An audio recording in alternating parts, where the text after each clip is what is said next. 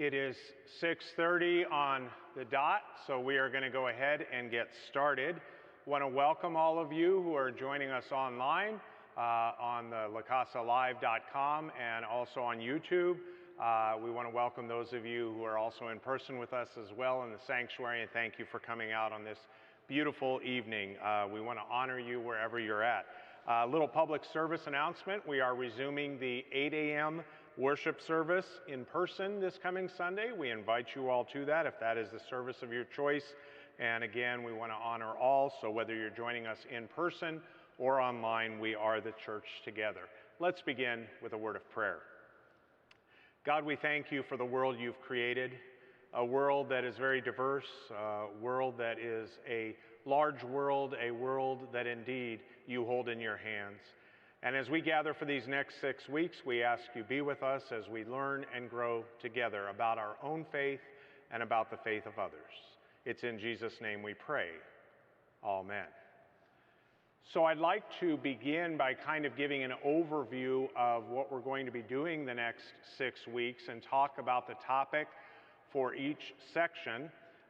Originally, I was going to just launch in tonight with the life of Muhammad and obviously his very important presence in the role of Islam. But I felt kind of like a baby when you have to learn how to first, crawl and then walk and then eventually run. We kind of need to spend some time tonight, I think, with our ABCs. And so I've entitled this evening the ABCs of Islam, and my method is going to be to go over some of the key terminologies that you're going to hear the next 6 weeks. So if you get frustrated this evening, if you feel I'm jumping around a little bit, that's okay. Everything we cover tonight, we're going to be coming back to over the next 5 weeks after tonight, and we're going to cover in depth. But I think it's important for us to kind of get a grasp of terminology and some key words. And some of these words you may be familiar with, some of them you may not be. Why are we offering this class here at La Casa de Cristo? Well, first of all, I want to thank Nancy Berry, our adult education director, for the wonderful job she's done. From the beginning of our time of regathering last September, we've offered at least one adult education class in person or online, and I want to thank her for that and for our continuing time of learning and growing together. Of course, we have many other small groups and Bible studies, men's and women's groups that also meet during the week in person or online, but it's grateful that we can gather together to continue to learn and grow. I thought it was important that we have this time together in our learning experience to look at Islam and our own faith for a couple different reasons. One is, as you will hear this evening, Islam is the world's second largest faith tradition and only exceeded by Christianity. So it's important we understand a faith that compromises many billions of people around the world. That's number one. Number two, Islam is one of the world's three great monotheistic, meaning belief in one God, and also Abrahamic faiths. In other words, that Abraham is central to the faith. Of course, Christianity, Judaism, and Islam are the three faiths of Abraham, and we're going to explore that and all the important people, prophets, how prophets are understood, what is the role of Jesus himself in the faith of Islam, how do they understand their scriptures, and so much more. And then also, this is a class about faith and about religion. The purpose of this class is not to deal with sociological implications or political implications of Islam or Christianity or Judaism. That can be in another place and another time. But the reality is that for all of us, I think it's important for us to learn and grow together. I've used as my resource for this class about 12 different books. I'll provide a bibliography for that at the end of the class. I do not profess to be a professor of world religions. I'm a simple parish pastor, but I do have a fascination with world religions and for a very long time, and have done a lot of in-depth work on this, and I would encourage all of you to do the same. If you're relying on social media or news commentators to inform you about religion, then you're kind of in trouble, because we know that news commentators and religious folks that are sharing things on social media are looking for headlines, they're looking for quick headlines, they're looking for likes or attention. Much better to go to sources, to go to books, to learn, to study, and to indeed grow in faith. So, with that being said, let's look at our 6-week outline here, and then I'll share some statistics. And for those of you online, this first part, you won't see anything on the screen except for my mug, but you will begin to see then when we get to the ABCs of Islam, the terminology will appear for you on the screen, so don't worry, you are not left out, as well as those of you who have the in-person handout this evening here in the sanctuary. So tonight is the ABCs of Islam. Next week, we'll look at the founding of Islam. We'll go more in depth on the person of Muhammad and how Islam began as a faith. Now, we're going to touch on that tonight in our ABCs, but we're not going to go in depth. Week 3, we'll look at the development of Islam. Some of you may be aware that at one point in history, Islam was at the forefront of both science and mathematics in our world. They were very vast and learned civilizations. Sadly, not so today. But we're going to look at that, and we're going to look at the role of the Crusades and how that played an impact in the relation of course, Christianity and Islam. Week 4, we'll look at the theology, the beliefs of our faiths and our faith tradition as Christians and Islam, where they are similar, where they vastly disagree, and also our scriptures and how those are understood. Week 5 will also be an interesting one because in week 5, we're going to explore what may be some people's only experience with Islam, and that is radical Islam. We're going to look at the origins of radical Islam that came forth in Egypt with a man named Sayyid Qutb, and how that developed into groups today that we are familiar with in our time and place in the world of ISIS or ISIL and Al-Qaeda. And we'll look at radical Islam. And then lastly, we'll look at our crossroads, we'll look at our beliefs, and what I believe is a need for reformation in the world of Islam. It's interesting that 1,500 years after the beginning of Christianity, a man named Martin Luther, that we're familiar with, reformed the Christian church. We are 1,500 years from the beginning of Islam in the year 610 AD. And so we'll explore the implications of Reformation in the Islamic world. So let's begin with some statistics, and then we're going to jump into our ABCs. Again, a broad overview this evening. This may frustrate some of you who are more detail-oriented, who want to plunge in depth. But again, rest assured, over the next 5 weeks, everything that is mentioned tonight we'll be drilling down on in great detail. There are, as of 2019, 2.3 billion Christians in the world. 2.3 billion Christians in the world. There are 1.8 billion Muslims. And that's why it's important for us to know and understand this faith tradition. It is, in terms of size, the second largest, okay? How does that compare in terms of some other faith traditions and worldwide percentages? 31% of our world, 31%, less than a third, are Christians. That would be all denominations, all faith traditions that name the name of Jesus Christ as Savior and Lord, okay? 31%. 24% of our world follows Islam. 16% no faith at all, or agnostic or atheist. In fact, that is the fastest growing segment in the world, the so-called nones, or believer in nothing, okay? Hindus are at 15%, Buddhism about 7%, Judaism 0.2%. Only 0.2% of the world consider themselves of the Jewish faith, and the rest are assorted faith traditions, not necessarily the three major religions of Christianity, Islam, and Judaism. The source for that is the Pew Religious Foundation, which does a lot of research on these things. Now, as always, the purpose of a class The purpose of learning is for us to learn and grow. And one common misperception that we might have about Islam is that it is only centered primarily in what we consider the modern Middle East. That is simply not accurate. In fact, most of the countries that we think we would classify as primarily Islamic, which of course they are primarily Islamic in terms of the majority faith tradition, but they don't even make barely the top 10 countries.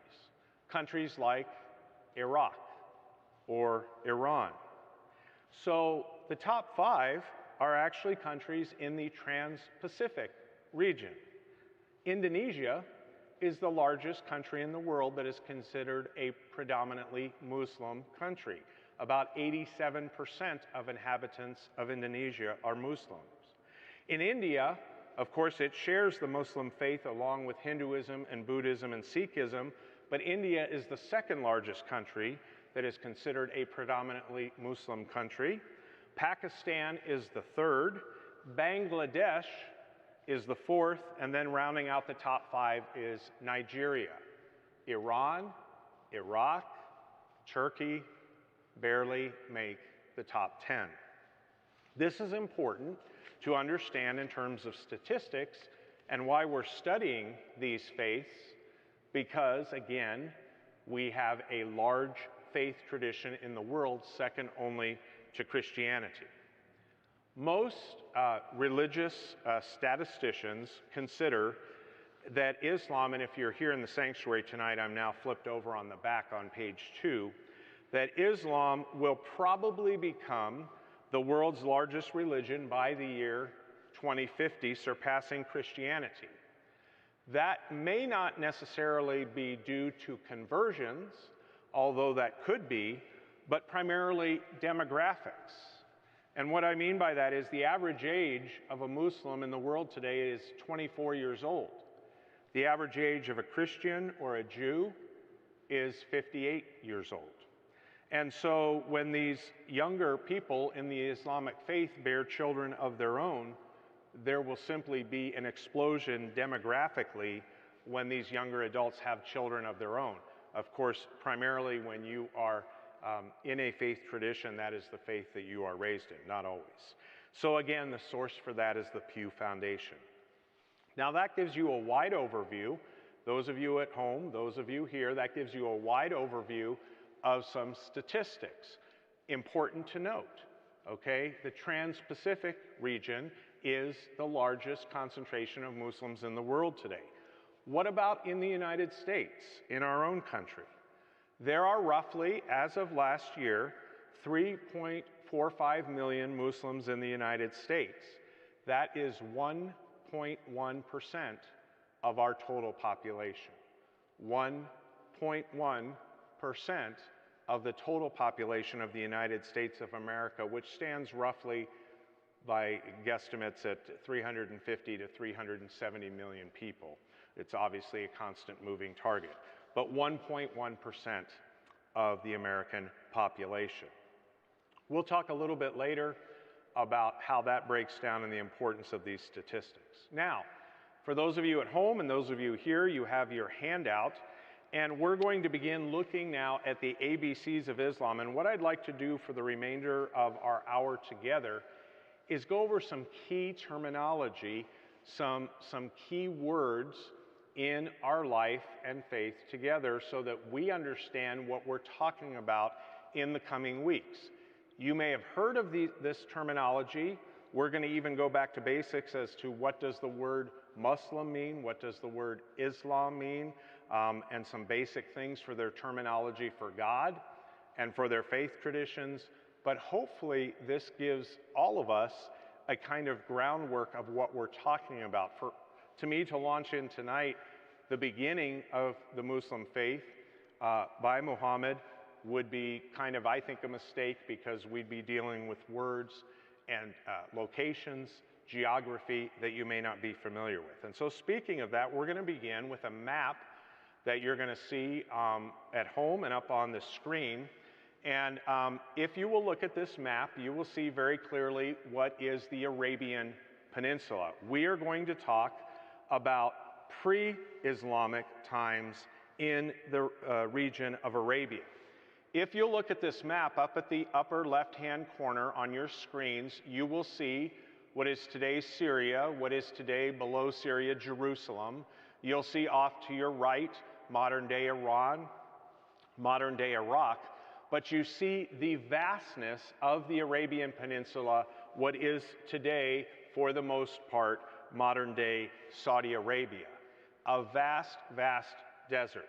And you see there two major cities that we'll be referring to this evening and also over the coming weeks, and these are important for our study and our class together. These two cities are the city of Mecca and the city of Medina, both of them in modern-day Saudi Arabia. Now, Islam is a Johnny-come-lately to the pantheon of the three great monotheistic religions of the world. Islam does not even begin until the 7th century, until 610 AD. Okay? And that means that for 600 years, Christianity has already grown and flourished all around the Arabian Peninsula and into Europe and into other parts of the world. Of course, if you've studied the Judeo-Christian heritage, you know that Judaism has flourished for thousands of years prior to that time and prior to the time of our Lord Jesus Christ. But in the vastness of that Arabian Peninsula, in the vastness of that desert, what you would have found before the time of Muhammad was a vast desolate area, a desert, that was mainly comprised of nomadic tribes that would trade at major cities like Mecca, and you would have found a kind of paganistic, polytheistic religious belief system. Christianity and Judaism has not permeated the Arabian Peninsula at this time. In fact, it really won't from the time of Islam beginning in the year 610 AD with Muhammad's revelations. It really won't flourish in that area, although it will flourish in other areas around it. So we know that in the 5th century, the Roman Empire, the Western Roman Empire as we knew it, fell. Okay? And what is sometimes considered the remnants or the continuation of the Roman Empire or the Eastern Roman Empire with its headquarters in Constantinople is strong. Christianity is strong in this area. Okay? You do have differences of opinions between the Eastern and Western churches, and of course you have the history of Judaism. But for our purposes tonight, I want to focus on the Arabian Peninsula and the beginnings of Islam and how we understand this. In this time, there are pagan faiths. There is this polytheistic faith, and in Mecca, there is something there called the Kaaba. And you'll see a picture of that later, not right now, but it was a cube, and it was an altar to many different deities, and there were many different gods worshipped in the Arabian Peninsula. Some of these gods were gods of nature. They would worship the sun, or the rain, or the moon, or the stars. Some of them were local tribal deities. Some of them were other deities from other faith traditions that were in the ancient world. So you have this big mix, this conglomerate of all this taking place in the Arabian Peninsula. In the year 570 AD, a man named Muhammad ben Abdullah is born. And Muhammad ben Abdullah is born, and you'll see his name up on the screen. And Muhammad ben Abdullah, that literally means Muhammad, son of Abdallah or Abdullah, depending on how it's pronounced. And the year 610 is up there because for our purposes, that's a key year when Muhammad receives his revelation. But I want to talk a little bit about Muhammad, the person, and who he was. Muhammad was born in 570 AD. He was the son of Abdallah. His family was of a Hashemite branch of a tribe called the Quraysh. This was a society in Arabia that was based on tribal affiliations and loyalty, nomadic traders. They made their living, some of them farming, but most of them in this desolate Arabian Peninsula by trading, by caravans, trade routes, okay? His father died before Muhammad was even born. He was raised by his uncle, Abu Talib, and he was a shepherd in his youth and joined many different caravans as a trader. He was known for his honesty. He was known for his integrity. At the age of 25, he married a woman named Khadijah, and they had 6 children, 2 boys and 4 girls, but the 2 boys died in childbirth. Muhammad, when he was not busy trading, would spend many hours outside the city, and he would journey outside of the city of Mecca to spend time in a cave. And that cave was a cave called Mount Hijra. And in this cave, this would be the focus for his meditation. And we don't know who exactly at this point he was praying to. Was he praying to one of the many different deities? We don't know. But Muslim tradition has that inside this cave, Muhammad received the revelation of God. Muhammad received the revelation that would later lead to the revelation and recitation of the Quran. And we're going to talk about that a little bit later. He was believed to be, in the Islamic tradition, the final prophet of God.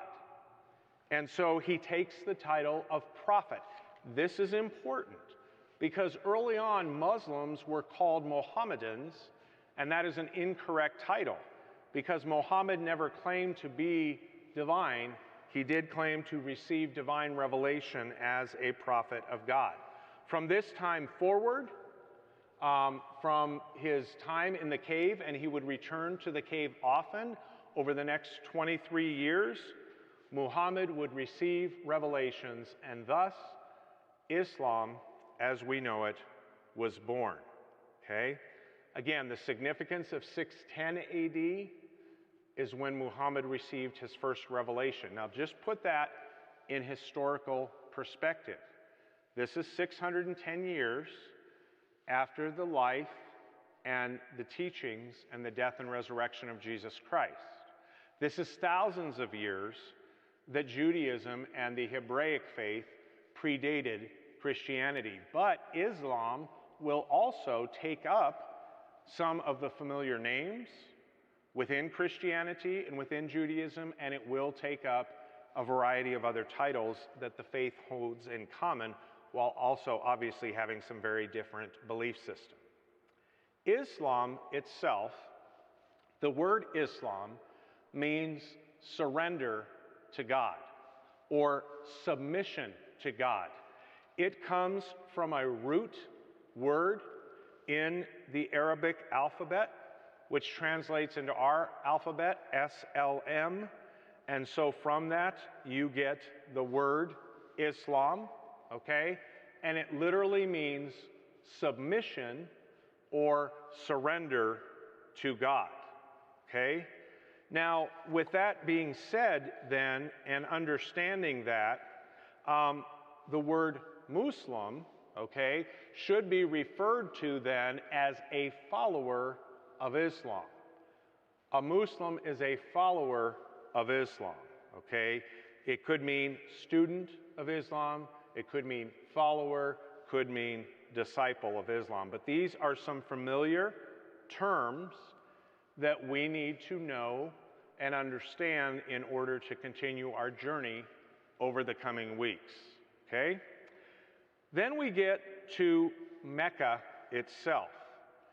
And if you remember that map, you remember Mecca was a city in Saudi Arabia, and we have a picture of the Kaaba that we're going to put up here. You may have seen this. Let me spend some time talking about the Kaaba and its significance both before Muhammad and its significance for the world of Islam today. Okay, the Kaaba, this black box, as it's often called, is in Mecca itself.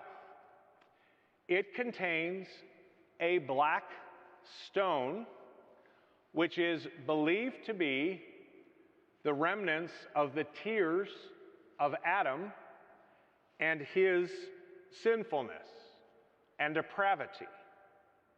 And so on the east side of this building in modern-day Mecca, Saudi Arabia, you will find this black box, and as you can see in the picture, you can see this is surrounded by thousands, if not millions, of Muslims. Because one of their lifelong goals, and we'll talk about this in a few minutes under the 5 pillars of Islam, is the pilgrimage, or the Hajj, or Hajij. It's pronounced 2 different ways. And this is an important part of the lifelong faith tradition of the Muslim. Okay? Now, we need to understand something about this Kaaba, K-A-B-A, in Mecca, and understand it. It predated, okay, Muhammad and the Islamic faith. The Kaaba was already there, and it served as a temple for various other gods and deities, okay? And with that understanding, and what's going on with this shrine is this predated Muhammad himself. Now Muhammad, as a young man, there is a legend about him that actually he helped in the renovation of the Kaaba long before he received his own revelation in the cave that led to the formation of the Quran. So with that understanding, then, we understand some things. First of all, that the Kaaba predates Muhammad himself and his revelation in 610 AD. But it is a shrine today for the people who follow the Muslim faith, and we'll talk a little bit later about this pilgrimage, okay? So let's recap a little bit. I'm not going to go back to the statistics, but just our ABCs, okay? We have the Arabian Peninsula, which before Muhammad was polytheistic and paganistic, okay? We have within that area a nomadic tribal culture that believed in many different gods and worshiped nature and many other deities. Muhammad is a man who was a sheep herder, a person who traded on the caravan routes, who, according to the Islamic faith, receives a revelation from God in a cave outside of Mecca, and he receives this revelation over a period of 23 years. 23 years. Muhammad would come down from the cave, he would work, he would teach, and then he would retreat to the cave, sometimes for weeks at a time, sometimes for months at a time. He would fast, and he would receive the revelations. This is how Islam begins, in 610 AD. Now, with our ABCs, there's some other important words we need to understand. We're going to go next to a very important word that we need to understand over the next 5 weeks, and that word is the Quran, okay? And the Quran that you will see up on the screen, the Quran is literally meaning recitation. Recitation. That is what the word Quran means. I will bring in a Quran over the coming weeks. It is a very large book. It is a little bit larger than our Christian Bible. There are many passages in the Quran called surahs, and we will talk more specifically about what the Quran contains, how it agrees, and how it disagrees as well with the Christian and the Judaic and Hebrew scriptures. The Quran is the recitation. Now, I'm going to share a little bit about how things begin, but we're not going to get too far into that tonight because that's really where we're going to pick up next week. What I'm going to do after I share this evening a little bit more about the Quran and the early years of Islam is talk about the 5 pillars of the Islamic faith, because that's going to be very important to our understanding. You know the 5 pillars, and I'm just going to have Logan leave that up on the screen. You don't have to see me. You can have the 5 pillars up there, whether you're at home or here, as we're going to talk about that in a minute. But before we get to that, I just want to mention what takes place in the early years. A huge transformation takes place on the Arabian Peninsula. From the year 610 AD to 650 AD, in that period of time, 40 years, Islam grows to become the predominant religion in the entire Arabian Peninsula and beyond. It grows exponentially. It grows because of some specific incidents that we'll talk about more in detail next week that Muhammad himself undertakes by journeying from Mecca and moving from there to establish his headquarters in the city of Medina in modern-day Saudi Arabia. It gets to the process of conversion, and the first followers of Islam are his family, his wife, and his uncle, and his children. And gradually, Islam grows because tribes who previously were paganistic and polytheistic are converted to the faith of Islam. I'm going to leave it kind of just on the cliff there for you to hang on to for next week and look at. We're not going to delve a lot more into the history of the early years of Islam this evening because that's really for next week. But what I want to talk about this evening now is to move on to something very important, which is called the Shahada, or the 5 pillars of the Muslim faith. And this is very important in our life together because the Shahada is something that we need to understand in our life and in our faith, because the 5 pillars of the Islamic faith are central for any Muslim and for any Christian or Jewish person or anyone who's trying to understand the faith, to understand what the Islamic faith is all about. The Shahada is the first pillar of this faith, okay? And the Shahada is the actual declaration of faith of a Muslim person, okay? And I'm going to read what that declaration of faith states. And if you want to take notes, you can. I bear witness that there is no God but God, and I bear witness that Muhammad is God's servant and messenger. I bear witness that there is no God but God, and I bear witness that Muhammad is God's servant and messenger. And we're just going to leave this slide up as we go through all the 5 pillars, because this is a very central key concept in understanding all the next 6 weeks together, okay? Through this declaration, Muslims enter into a community of believers, okay? You might say this is akin in the Christian tradition to holy baptism, even though it involves only a verbal declaration and not a physical act, okay? Regardless of the different schools of thought within Islam, and we're going to talk about those both this week and later on, the Sunni, the Shia. The Muslim world is fragmented. It is fragmented. And parts of the Muslim world hate each other. It is that fragmented, much as Catholics and Protestants killed each other in Northern Ireland for decades in the same way, okay? But within this concept, Muslims universally utter this declaration, okay? You cannot be a Muslim if you don't subscribe to the first pillar of this declaration of faith, and you do not state these words, I bear witness that there is no God but God, and I bear witness that Muhammad is God's servant and messenger.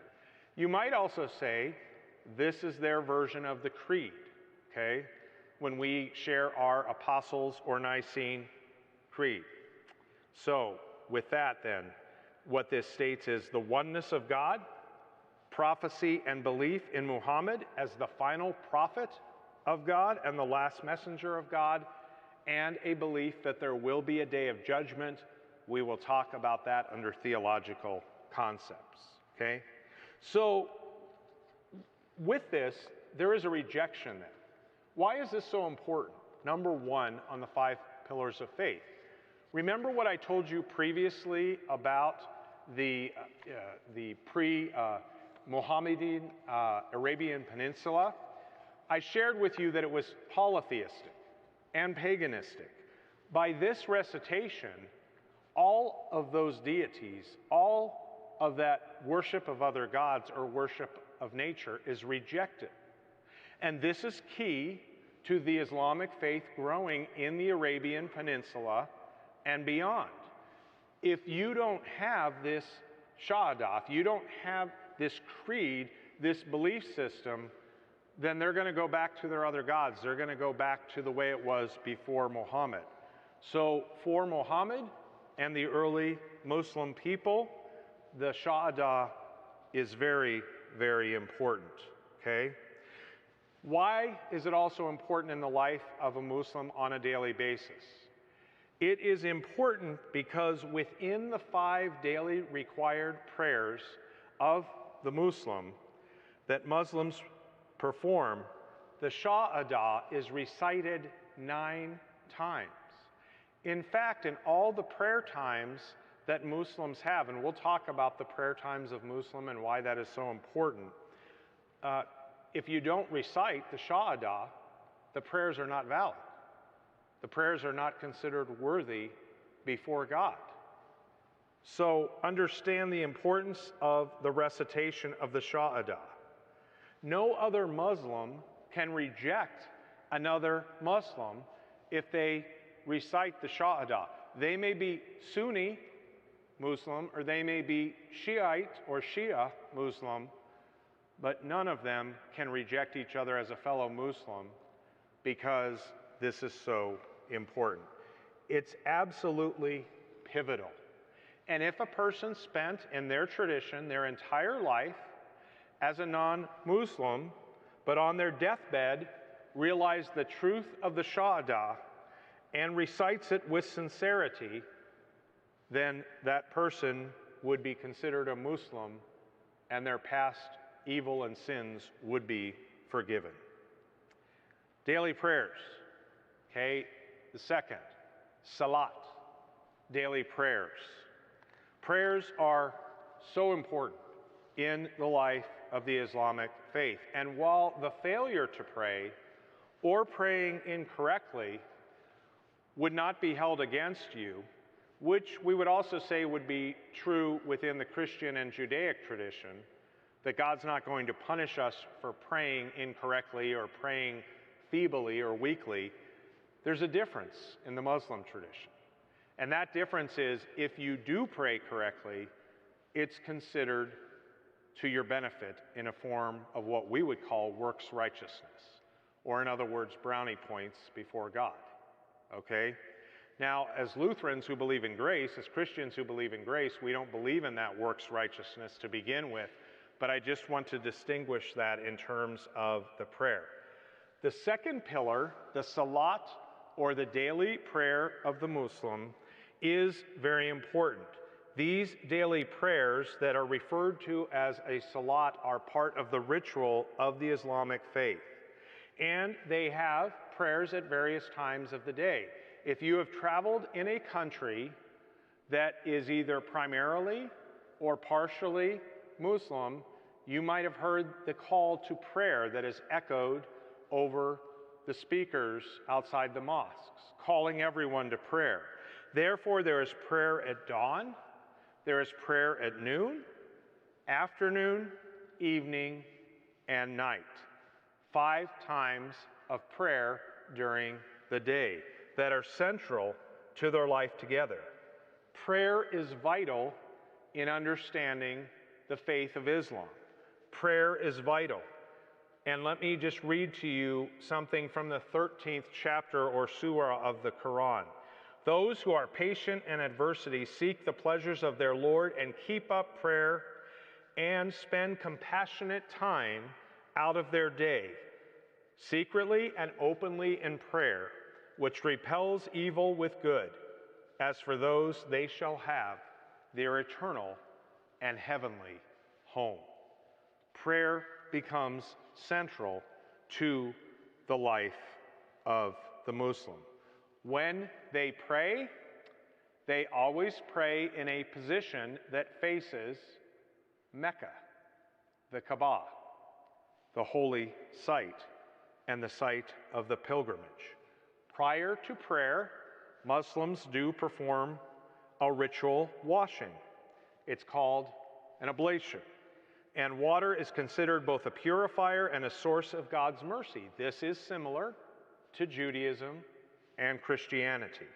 You wash the face, the arms, the head, the top of the feet to the ankles, and some Muslims also wash their feet. Prayer signifies humility before God. And you will see Muslims, of course, on their knees with their forehead on the ground. Why? Total submission or surrender to God. Humility before God. That is the role of salat and prayer. Zakat is almsgiving. And almsgiving is, of course, the caring of the poor. It is the giving of alms. I'm not going to spend very much time on this. If you've given your offerings in the Christian faith, you know what almsgiving is. But it goes beyond that in the Muslim faith because it also goes to the care of the community. Widows and orphans are cared for. It is believed to be one of the hallmarks of Islam. It cements an understanding of community. And in fact, it is used as a means of conversion. If you can feed someone, if you can house them, clothe them, especially if they're desperately poor, then you will understand that they might be more open to the faith of Islam because they've been cared for in this way. Zakat, or almsgiving. Psalm is fasting. Psalm is fasting. Fasting is very important, okay? We understand that in this faith tradition, in the start of Ramadan, it is a season of fasting. We're going to cover the holidays at another time and in another class. But in this time, Muslims believe that the month of Ramadan is the time when Muhammad received his first recitation of the Quranic verses. So it is a holy season, and therefore, since he fasted in the cave, then fasting is a time of spiritual immersion, reflection, and generosity. Once it is time to break their fast, they do so by inviting family and friends over and spending time in community, and that becomes very important in their life together. The last one is one that we've referred to before with the picture of the Kaaba, and that is during their lifetime, they are expected to at least once during their lifetime take a pilgrimage. This is the fifth and final pillar of the Hajj or the Hajj, which is the spiritual pilgrimage. It's a yearly pilgrimage to sacred sites that are located in and around the city of Mecca, Saudi Arabia, okay? And Islam considers this, of course, to be the holiest site of all. It's viewed as the sacred culmination of a Muslim's spiritual life. And so whereas for Christians and for Jews, Jerusalem might be considered that spiritual pilgrimage, that holy site, this is the case for the Muslims in terms of their trek to that. For those who are able to afford the pilgrimage, It is incumbent upon them to make the pilgrimage at least once in their lifetime.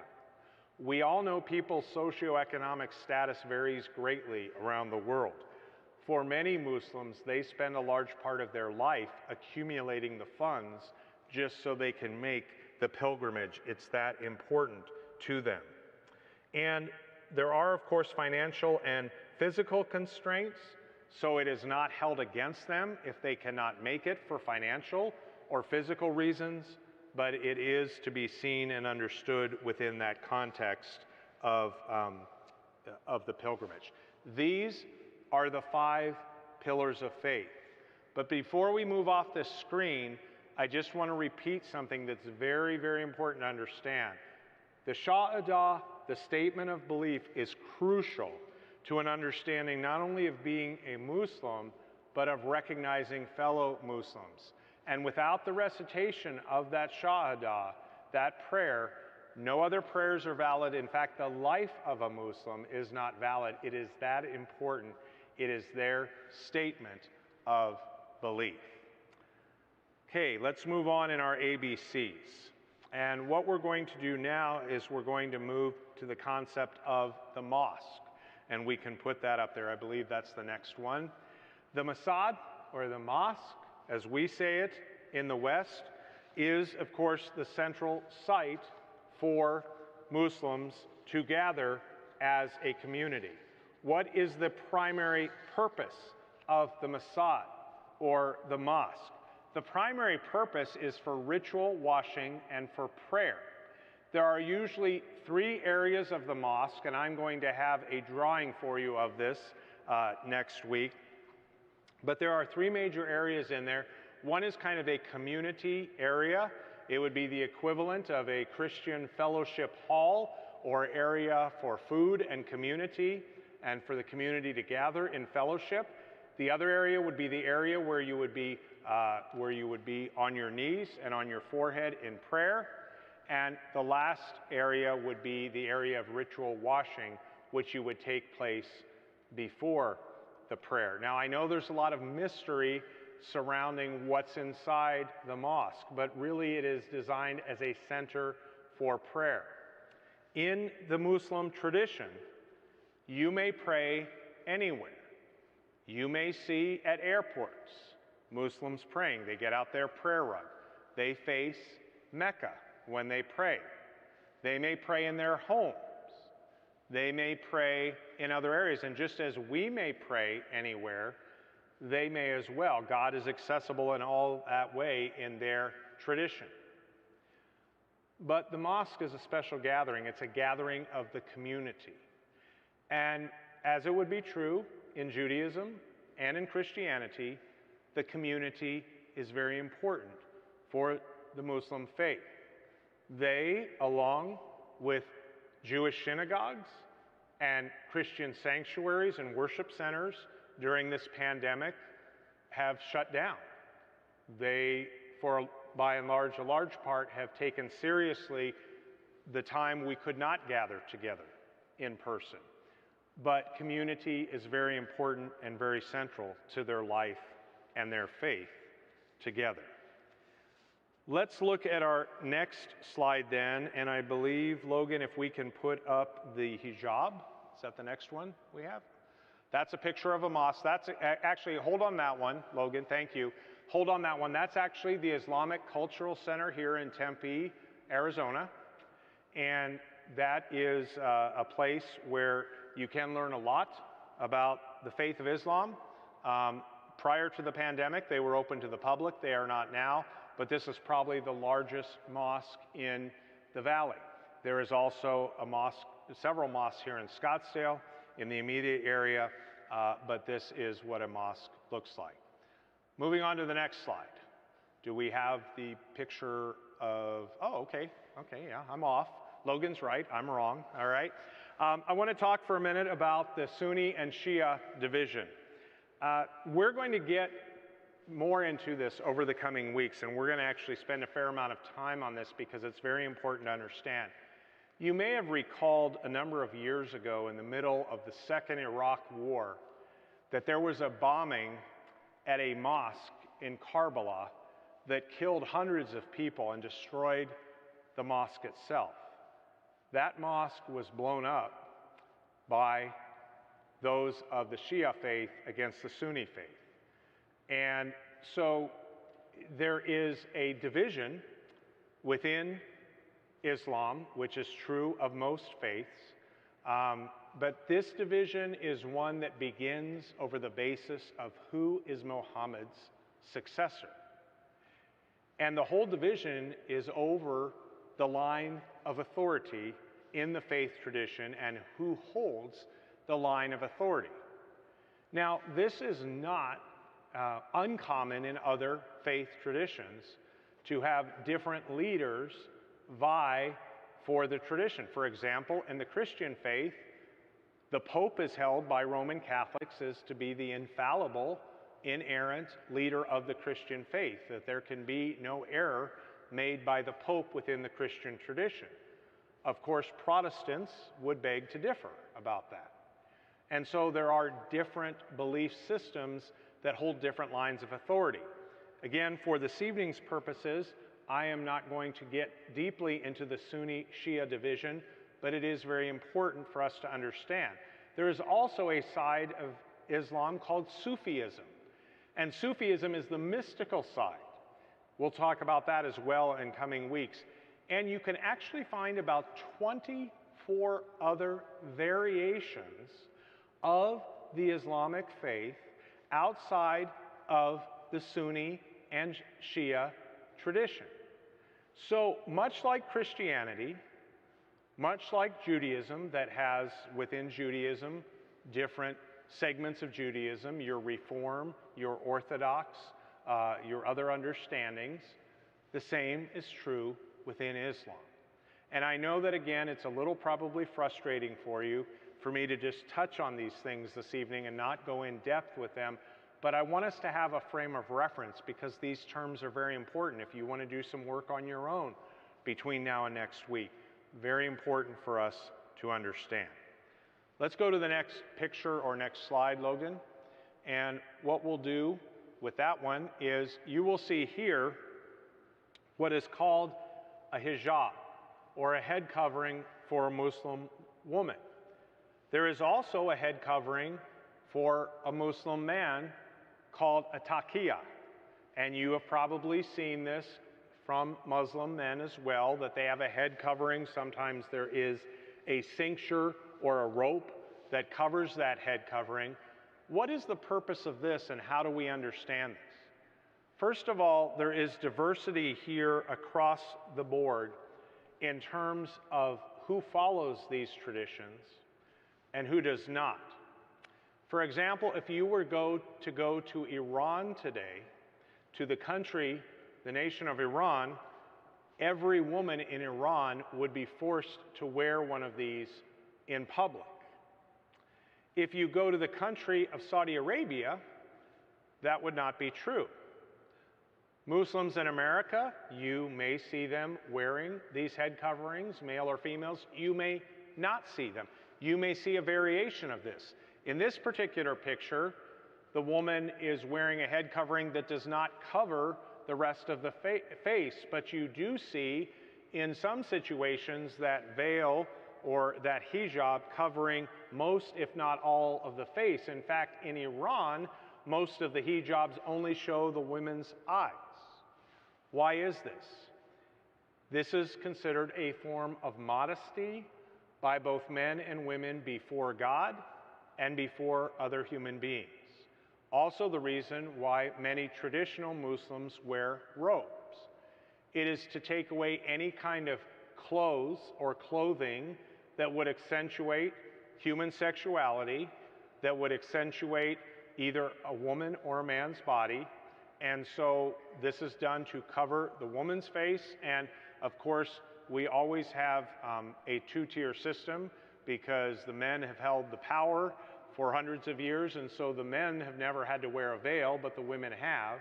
And we'll talk later about the subjugation of women and the dichotomy of that in the Islamic faith and how they are truly still today second, if not third-rate citizens but they just in the past year were allowed the ability to drive motor vehicles in the country of Saudi Arabia.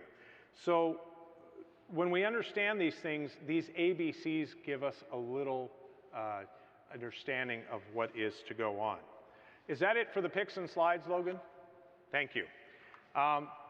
So I want to sum up tonight what we've looked at and where we're going with this. Again, for those of you who are great detail people, this has probably been a frustrating session for you. I've taken a shotgun approach to this tonight. But I've done it for a reason, and hopefully you follow the method of my madness, which is we can't talk about these other things. We can't talk about Muhammad. We can't talk about the Quran. We can't talk about the theology. We can't talk about the beliefs of Islam if we don't have a basic understanding of some of these things.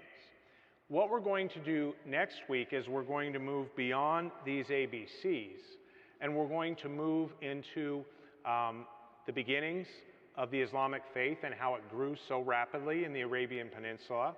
We'll have a little bit of history, but we're also going to do a lot of theology, or a lot of belief about God, and why the Muslims and what they believed about God, and how this whole faith transpired and how it grew, and then how it came to grow, of course, into conflict with Judaism and Christianity.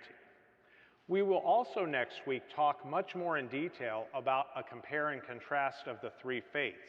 If you were coming tonight wanting to hear more about that, we will have that next week. In other words, how do Muslims view the Christian and Judaic scriptures? Surprise! They accept the Judaic and the Christian scriptures as divine revelations of God. How do they view Jesus Christ? They certainly do not view him as the divine Son of God as we do, as our Savior, but they do believe Jesus Christ is a prophet. And they do believe in many names that may be familiar to you, names like Adam and Eve, and names like Abraham, and many other names that were familiar from our Christian scriptures. So there are some commonalities to these faiths, and we're going to get much more into that detail next week.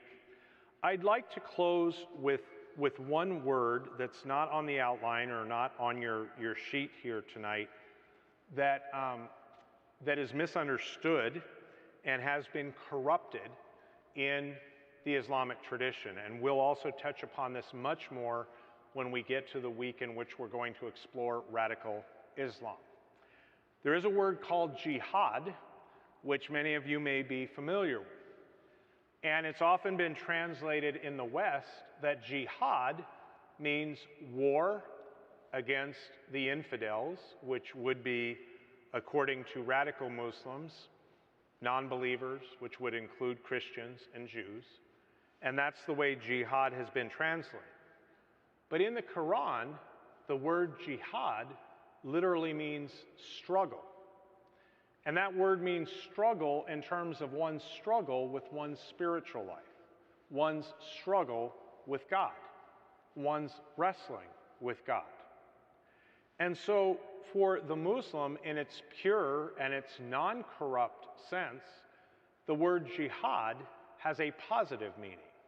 It has taken on a completely different meaning in our Western conflicts, in the war on terror, the two wars in Iraq, 9/11, all of the bombings of airlines, and all of the bombings of our servicemen and women, their barracks in the Middle East, all of the horrible things that have been done in the bombing of hotels all around the world, and innocent civilians being killed.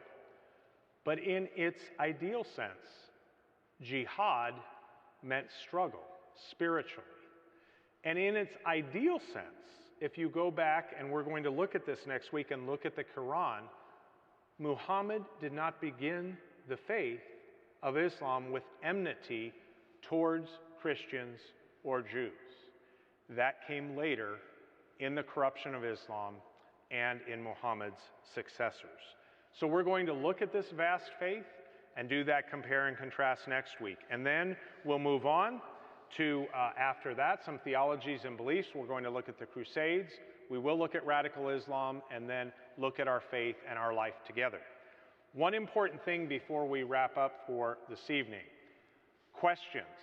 I'm not going to take questions in person here because it will be difficult to translate that online. But if you have a question, you can email me and I will answer each and every question you ask. If I don't know the answer, I'll try to find it, and if I don't know it, I'll be honest and share that with